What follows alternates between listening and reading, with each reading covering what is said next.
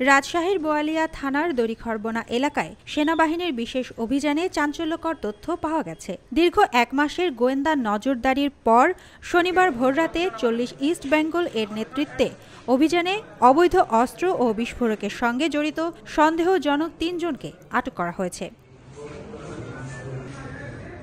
আটক ব্যক্তিদের মধ্যে রয়েছেন স্থানীয়ভাবে পরিচিত ইংরেজি শিক্ষক ও ডক্টর ইংলিশ কোচিং সেন্টারের মালিক মোন্তাসিবুল আলম আনিন্দ। এছাড়া রবিন ও ফয়সাল নামে আরও 2 জনকে আটক করা হয়। অভিযানে উদ্ধার করা হয়েছে 3টি আগ্নেয়াস্ত্র, গুলি, সামরিক মানের দূরবীন ও স্নাইপার স্কোপ, 6টি দেশীয় অস্ত্র, 7টি বিদেশি ধারালো ডেগার, 5টি ওয়াকিটকি সেট, জিপিএস, টিজার গান, বিপুল সংখ্যক কার্টিজ ও বিস্ফোরক তৈরির সরঞ্জামাদি। এছাড়াও উদ্ধার হয় 6টি কম্পিউটার সেট, 7,500 টাকা নগদ অর্থ, দেশি বিদেশি মদ এবং নাইট্রোজেন কার্টিজ, যা বোম ডিসপোজাল ইউনিট নিষ্ক্রিয় করেছে।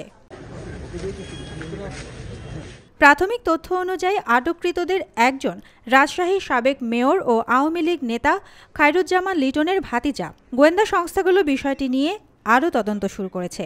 বাংলাদেশ সেনাবাহিনী জানিয়েছে, দেশের শান্তি ও নিরাপত্তা রক্ষায় এ ধরনের অভিযান চলমান থাকবে। অবৈধ অস্ত্র, বিস্ফোরক কিংবা সন্ত্রাসী কার্যকলাপের বিরুদ্ধে কঠোর অবস্থান অব্যাহত থাকবে বলেও জানানো হয়েছে।